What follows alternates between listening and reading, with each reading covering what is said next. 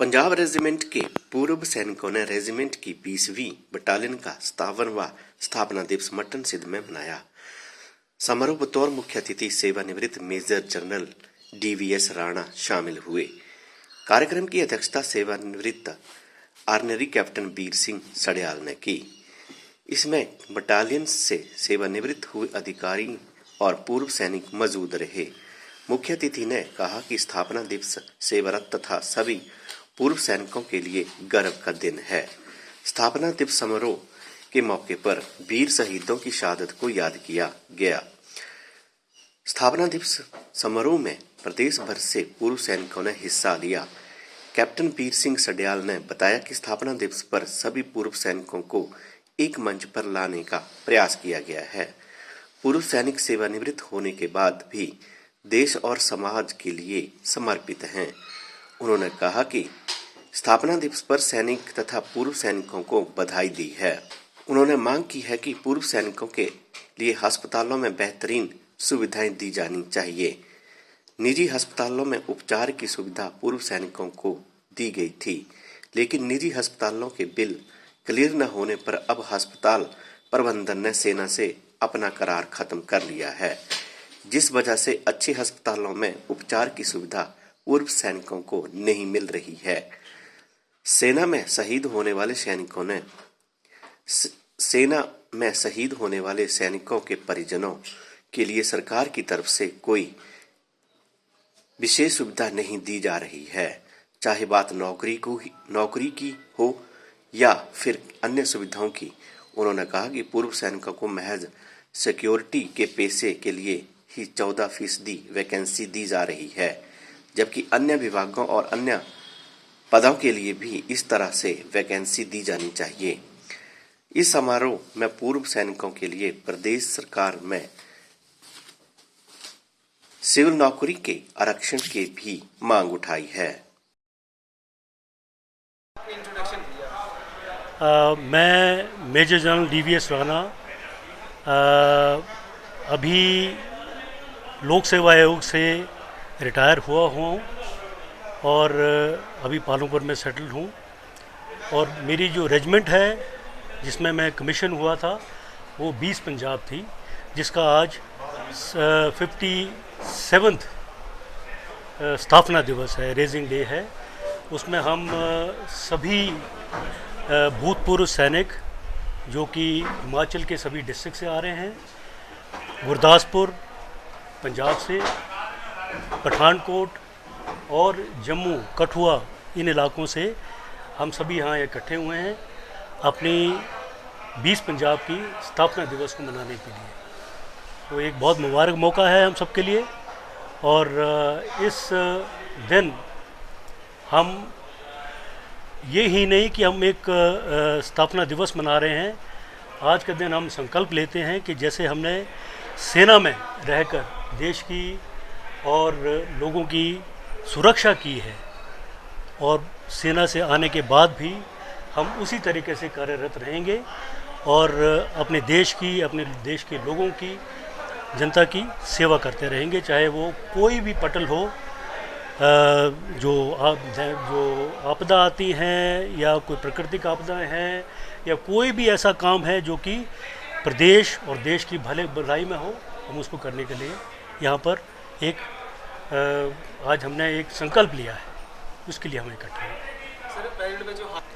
देखिए, ये एक ऐसी परिस्थितियाँ हैं जहाँ पर कि देश को एकत्र रखने में, देश की जो नक्शे हैं उसको कायम रखने में सेना का बहुत बड़ा हाथ रहा है।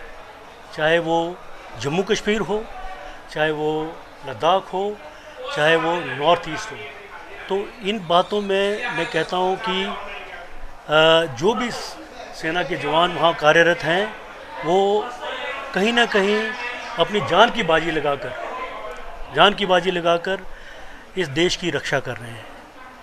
एक भी जो टेररिस्ट वहाँ पर ख़त्म होता है, मरता है, जनता को ये नहीं मालूम कि उसके पीछे कितना मेहनत होती है और कितना बलिदान होता है हमारे सैनिकों का। मैंने 15 Jammu and Kashmir light infantry command की है, वो भी कश्मीर वैली में, पट्टन बारामूला एरिया में। मुझे मालूम है 2001 से 2003 तक वहाँ पर किस तरीके का उग्रवाद था, और एक एक उग्रवादी को मारने के पीछे आज जनता कहती है कि एक उग्रवादी मर गया, लेकिन उसके पीछे कितना बलिदान होता है ये हमारे देश की जनता को मालूम नहीं है। ये उनको मालूम चलना चाहिए कि हमारे जवान रात रात, कोई पूरी रात चलते हैं, पूरी रात कहीं पर कार्यरत रहते हैं, चाहे बर्फ़ गिर रहा है, चाहे सर्दी है, चाहे कुछ भी है, उन हालातों में जाकर उन टेररिस्ट को घेरते हैं और उन टेररिस्ट को मारते हैं। तो जो हालात हो रहे हैं उनके बारे में मैं कहता हूँ कि पूरे देश में एक संदेश जाना चाहिए कि हमारी सेनाएं जो हैं बहुत सशक्त हैं, और हमारी सेना का बराबरी पूरे देश में और पूरे संसार में कहीं पर नहीं है। ये ऐसी सेना है जिसका कोई सानी नहीं है, कोई बराबरी नहीं है। मैं उस सेना से आता हूँ और मुझे गर्व है उस सेना का। सर, आप लोग एम्प्लॉयमेंट मिलती है, उससे सेटिस्फाई हैं आप? नहीं, मैं लोक सेवा आयोग में 4 साल वहाँ पर रहा। मुझे सरकार को बहुत करीबी तौर पर बाहर से देखने का, मैं सरकार का हिस्सा नहीं था, एक कॉन्स्टिट्यूशनल बॉडी था और अथॉरिटी था, तो सरकार को बहुत करीबी बाहर से बैठ के देखने का मौका मिला। पर आज मैं दुख के साथ कह सकता हूँ कि जो हमारे सैनिक इतनी मेहनत मुशक्क़त अपनी जान की बाजी लगाकर अपनी जो सीमाएं हैं उनकी सुरक्षा कर रहे हैं, जब वो यहाँ पर वापस आते हैं उनकी अनदेखी हो रही है। आज आपको मैं कहना चाहता हूँ इस पटल पर कि 1,20,000 भूतपूर्व सैनिक हैं इस प्रदेश में। 30,000 से ऊपर यहाँ पर सैनिक विधवाएं हैं, 1,500 से ज़्यादा जो कि वॉर विडोज़ हैं। उनके बारे में कोई कुछ सही कदम नहीं लिया जाए। आज स्वतंत्रता सेनानियों के बारे में सरकार को फिक्र है, हाँ होनी चाहिए, क्यों नहीं, कि जिन्होंने स्वतंत्रता के लिए लोगों को अपना बलिदान दिया, उनके बच्चों के लिए 2% की रिजर्वेशन है, पर हमारे जो सैनिक हैं उनके बच्चों के लिए क्या है? जो सैनिकों के लिए जो 15% रिजर्वेशन है, वो अगर 3 साल के लिए अगर वो नहीं भर पाते हैं तब हमारे डिपेंडेंट्स को जाती हैं, आगे आश्रितों को जाती हैं। क्यों नहीं हमारे आश्रितों को से जो सरकार है उनके लिए कोई ना कोई नौकरी का प्रावधान करे। उसके अलावा जो सैनिक है वो 18-19 साल की उम्र है, उसके अंदर चला जाता है सेना में देश की सेवा करने के लिए, 38 साल 40 साल की उम्र में वापस आ जाता है। मुझे दुख है कि इस प्रदेश में उस सैनिक को जो कि अपनी जवानी वहाँ पर दे के वापस आता है, उसके लिए कोई नौकरी का प्रावधान नहीं है। नौकरी कहाँ पर है? वो सिक्योरिटी एजेंसीज़ में काम कर रहा है। कहाँ पर? मैं पालूपुर में देख रहा था, एक सेना का हवलदार रिटायर्ड गाड़ियाँ पार्क करा रहा है सीटी मारकर। क्या उनका ये उनका योगदान जो है इस तरीके से देखा जा रहा है? क्यों नहीं हर विधवा जो है उसके आश्रितों को या विधवा को कोई ना कोई नौकरी मिले? वॉर विडोज़ हैं उनको या उनके आश्रितों को वो नौकरी मिले। जो भी सेना से सेवारत होके आ रहे हैं अपनी जवानी देकर और जवानी में वापस आ रहे हैं, आगे क्या करेंगे? टैक्सियाँ चला रहे हैं, कहीं ना कहीं वो सिक्योरिटी एजेंसीज में 8,000-9,000 की नौकरी कर रहे हैं।